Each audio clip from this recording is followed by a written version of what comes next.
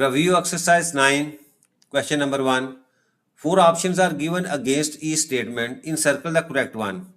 First question है, if two polygons are similar, then their corresponding angles are equal. यानी first option जो है वही सही है कि अगर आपकी दो पोलिनोमियल या आपकी दो पॉलीगॉन जो है अगर वो सिमिलर हो तो उनके corresponding एंगल जो है इक्वल होते हैं और उनकी corresponding साइड जो है वो प्रोपोर्शनल होती हैं.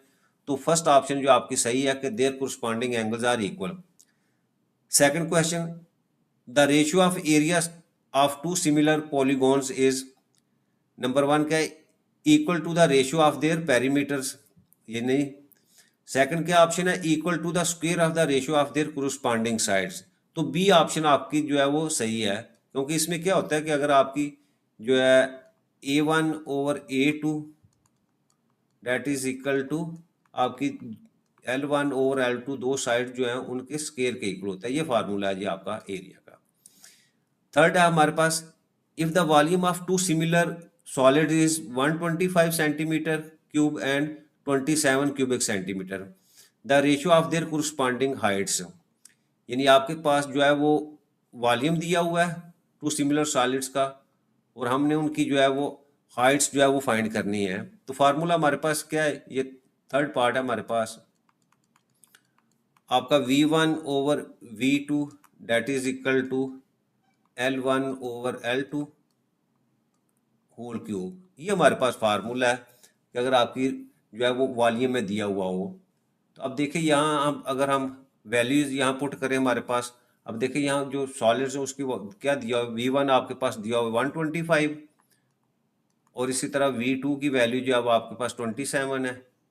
तो इधर हम जो है वो हाइट्स फाइंड करनी है, तो L1 और L2 की जगह हम H1 और H2 जो है वो पुट कर लेते हैं उसका क्यूब.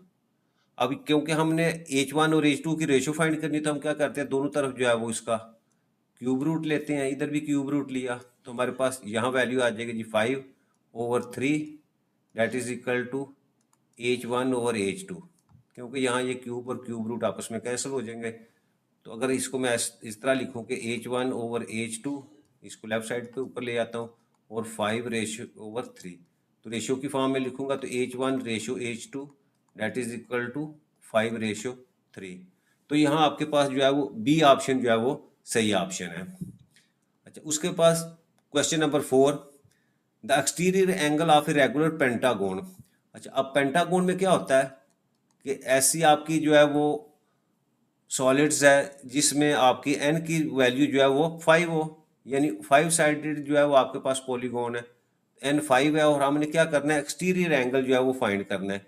तो आपका एक्सटीरियर एंगल का फार्मूला क्या होता है, 360 डिवाइडेड बाई एन. तो अब यहाँ 360 को आप 5 पे डिवाइड कर दें तो यहाँ हमारे पास वैल्यू जो है वो 72 आ जाती है. तो यहाँ हमारे पास जो है वो इसकी ऑप्शन जो है वो डी ऑप्शन जो है वो आपकी सही है, क्या exterior angle of regular pentagon जो है वो हमेशा 72 डिग्री के इक्वल होगा. अच्छा, उसके बाद फिफ्थ क्वेश्चन है, a parallelogram has an area of 64 square centimetre and similar parallelogram has an area of 144 square centimetre. यानी दो पैरेललोग्राम्स हैं, उनका एरिया दिया हुआ है. सपोज अगर हम इसको सॉल्व करें तो ये हमारे पास A1 की वैल्यू जो है वो आपके पास 64 स्क्वायर सेंटीमीटर और जो आपकी A2 है, सपोज हम इसको A2 से रिप्रेजेंट करें तो वो आपके पास 144 स्क्वायर सेंटीमीटर है. If the side of a smaller parallelogram, अब स्मॉलर ये है तो इसकी जो है वो साइड उसने दी हुई है वो 8 सेंटीमीटर दी हुई है. तो सपोज हम इसको L1 से रिप्रेजेंट करें तो आपके पास जो है वो 8 सेंटीमीटर है. The corresponding side of the larger parallelogram, तो इसकी जो है वो हमने साइड जो है वो फाइंड करनी है. तो फार्मूला हमारे पास क्या है, A1 over A2 that is equal to L1 over L2. अब एरिया में दिया हुआ है तो यहाँ हम स्क्वायर लेंगे, वैल्यूज यहाँ पुट करो तो हमारे पास आ जाएगा जी A1 की वैल्यू है 64 over 144 that is equal to L1 8 centimetre है और L2 की वैल्यू आपने फाइंड करनी है और इसका स्क्वायर. अच्छा, अब देखो स्केयर, हम यहाँ स्केयर रूट दोनों की वैल्यू लेते हैं, इधर भी स्केयर, तो हमारे पास वैल्यू आ जाएगी जी 8/12 that is equal to 8/L2। अब यहाँ से क्रॉस मल्टीप्लाई करें तो आपके पास आ जाएगा जी 8L2 that is equal to 8 × 12 और यहाँ से L2 की वैल्यू आपके पास 8 × 12 डिवाइडेड बाई 8 को 8 से कैंसिल करें तो आपके पास L2 की वैल्यू जो है वो 12 सेंटीमीटर है। तो इसका मतलब यहाँ बी ऑप्शन हमारी जो है वो सही ऑप्शन है। इसके बाद आप हमारे पास क्वेश्चन नंबर ये 6 है। The total number of diagonals in a polygon with 9 sides is. अब फार्मूला हमारे पास क्या है डायगोनल्स फाइंड करने का, वो है जी हमारे पास n इंटू n-3/2। ये फार्मूला डायगोनल्स फाइंड करना है। अब इस क्वेश्चन के अंदर उसने 9 साइडेड जो है कहा हुआ, तो इसका मतलब n की वैल्यू आपके पास 9 हो जाएगी। तो 9 यहाँ वैल्यू पुट करो तो हमारे पास 9 इंटू 9-3/2, इसको सिंप्लीफाई करो तो 9-3 आपके पास 6 आ जाएगा डिवाइडेड बाई 2, 2 1 2, 2 3 6, तो 9 3 27। तो इसका मतलब डी ऑप्शन आपकी जो है वो सही ऑप्शन है।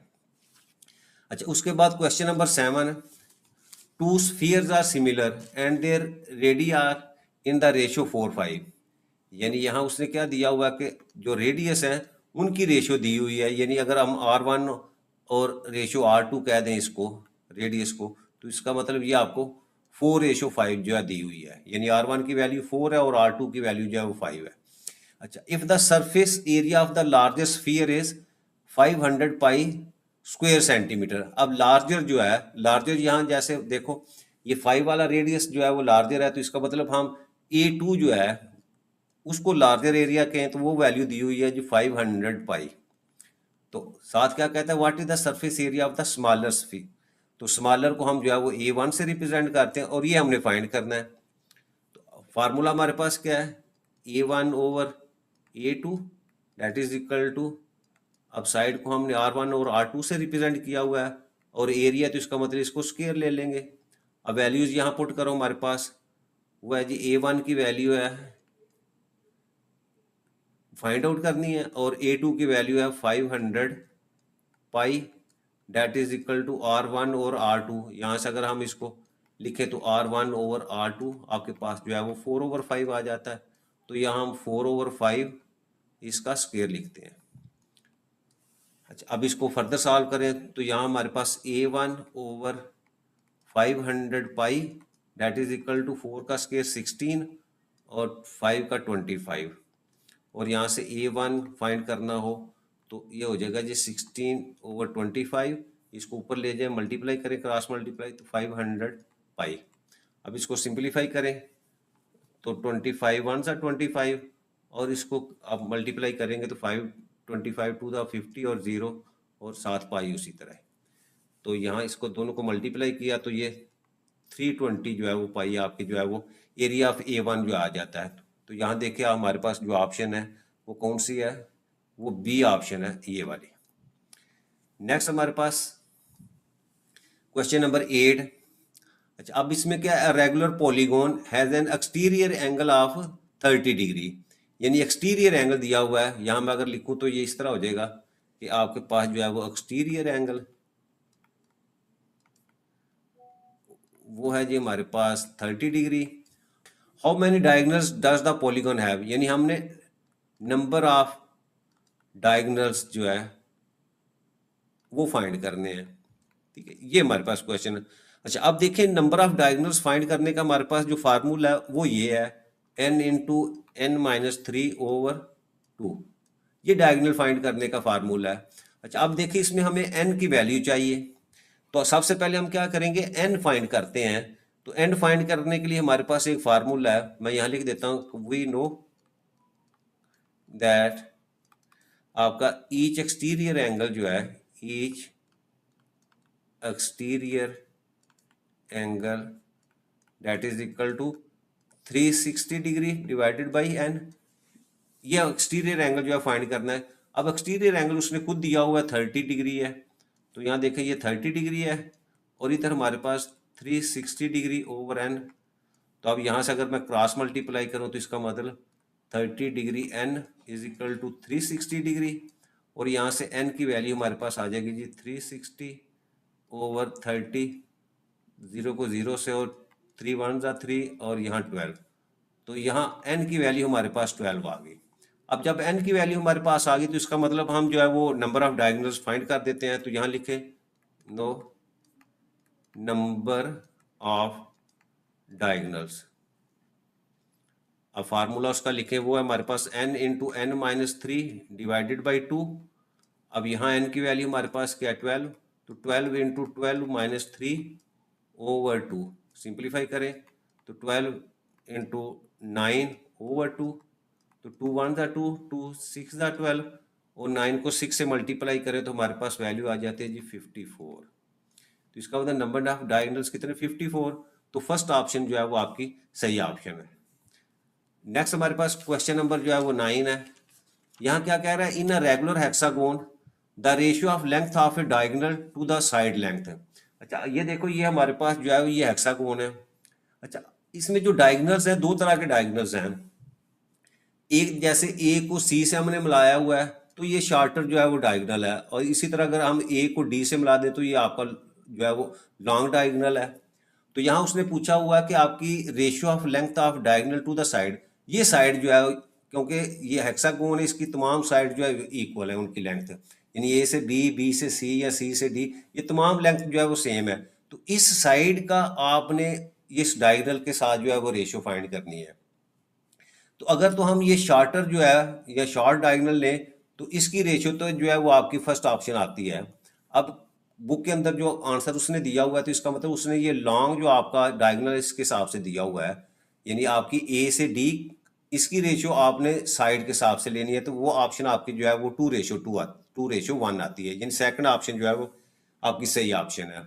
यानी आपका ये ए डी डायगोनल जो है वो आपकी साइड से जो है वो डबल है, तो 2:1 जो है वो सही ऑप्शन है इसकी। आखिरी क्वेश्चन हमारे पास, a regular polygon has an interior angle of 165।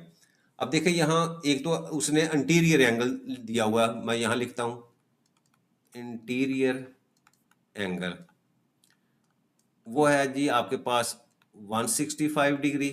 How many side does it have, यानी आप कितनी साइड, यानी नंबर ऑफ साइड्स हमने जो है वो फाइंड करनी है, नंबर ऑफ साइड्स ये हमने फाइंड करनी है। अच्छा अब देखो हमारे पास जो फार्मूला है कि size of each interior angle, यहाँ मैं लिखता हूँ कि we know that size of each interior angle,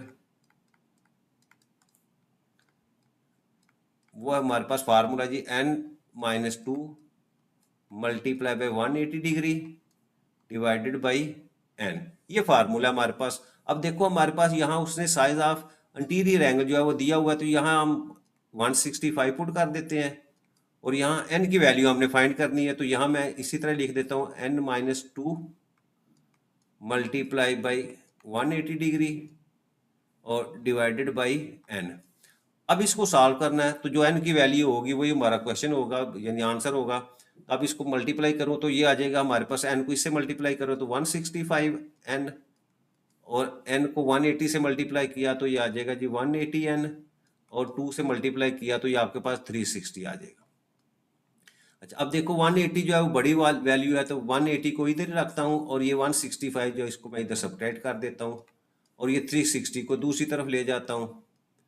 तो यहाँ से देखें ये 360 एज इट इज़, और इसको सब्ट्रैक्ट करूँ तो मेरे पास वैल्यू आ जाती है जी 15n, और यहाँ से n की वैल्यू हमारे पास आ जाएगी 360 डिवाइडेड बाई 15। तो इसको सिंप्लीफाई करेंगे तो हमारे पास n की वैल्यू जो है वो 24 आ जाती है। तो अब देखें यहाँ से हमारी ऑप्शन हमारे पास 15, 16, 20 और 24, तो ये डी ऑप्शन जो है वो आपकी करेक्ट ऑप्शन है। तो ये हमारा क्वेश्चन नंबर 1 जो है वो कंप्लीट हो जाता है। रिव्यू एक्सरसाइज का क्वेश्चन नंबर 2 है, if the sum of interior angles of a polygon is 1080 degree, how many side does the polygon has, यानी क्या दिया हुआ है वो लिख देते हैं ऊपर, sum of interior angles of polygon, वो हमारे पास है जी 1080 डिग्री, ये दिया हुआ है। और फाइंड क्या करना है, नंबर ऑफ साइड्स, यानी उस पॉलीगॉन की साइड जो है उसको अगर हम n से रिप्रेजेंट करें तो ये हमारे पास जो है 1 नोन है। अब जी सम ऑफ इंटीरियर एंगल्स दिए हुए हैं हमारे पास और नंबर ऑफ साइड जो है वो हमने फाइंड करनी है। तो हमारे पास जो फार्मूला है वो क्या है जी, we know that sum of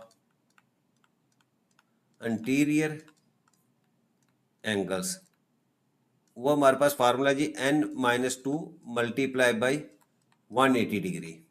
अब देखो सम ऑफ इंटीरियर एंगल जो है वो हमारे पास दिया हुआ है 1080, that is equal to n-2 multiply by 180 degree.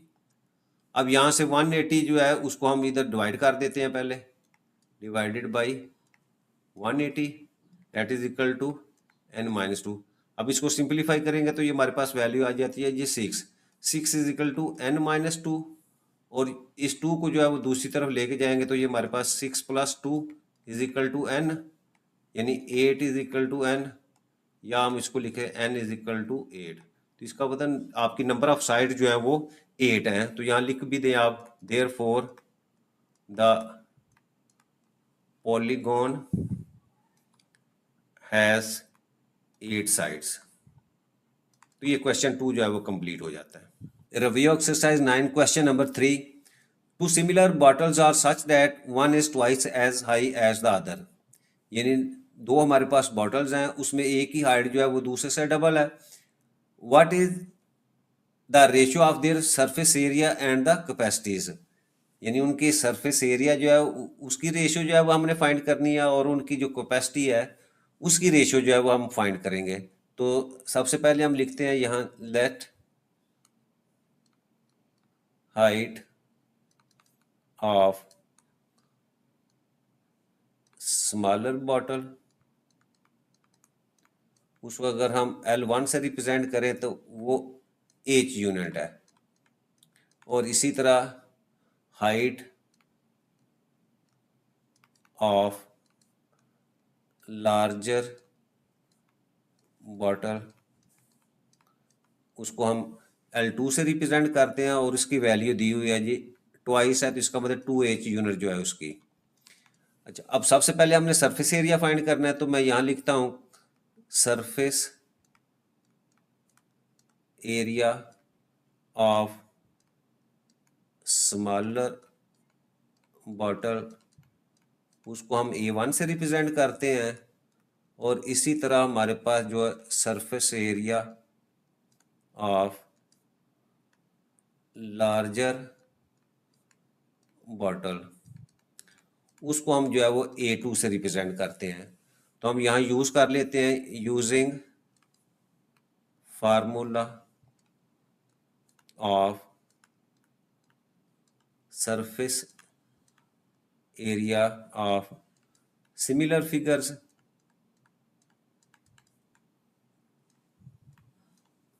वो हमारे पास फार्मूला जी A1/A2 that is equal to L1/L2 whole square. अब यहाँ हम वैल्यूज पुट करें तो हमारे पास A1/A2 that is equal to H/2H whole square. H को H से कैंसिल कर देंगे तो यहाँ हमारे पास A1/A2 that is equal to 1/2 whole square. अब यहाँ इसका हम स्क्वेयर लेंगे तो हमारे पास A1/A2 that is equal to 1/4। अच्छा, और अगर हम इसको ऐसे लिख दूं रेसिप्रोकल A2/A1 लिख दूं तो इसका मतलब इस साइड पे भी आपके 4/1 आ जाएगा। और इस चीज़ को जब हम रेशो की फॉर्म में लिखेंगे तो A/A1 that is equal to 4/1। तो इसका मतलब क्या हुआ कि आपकी जो है ratio of surface area of bottles is 4/1।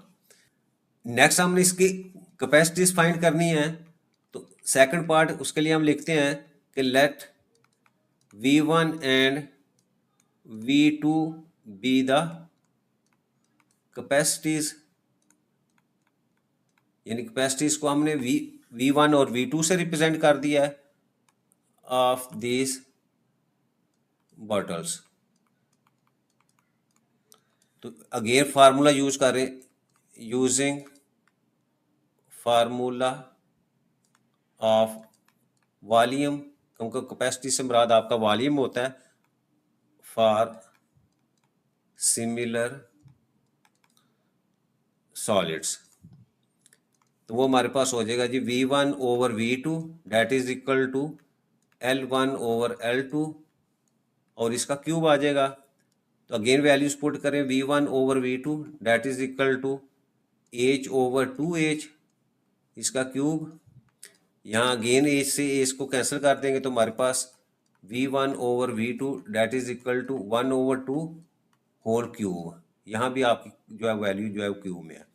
अच्छा, अब यहाँ से हमारे पास V1 over V2 that is equal to 1 over 2 to the 4 to the 8, और इसको अगर मैं रेसिप्रोकल लिखूँ तो ये हमारे पास V2 over V1 that is equal to 8 over 1, और इसी को अगर मैं रेशो की फॉर्म में लिखूँ तो ये हो जाएगा जी V2 ratio V1 that is equal to 8 ratio 1।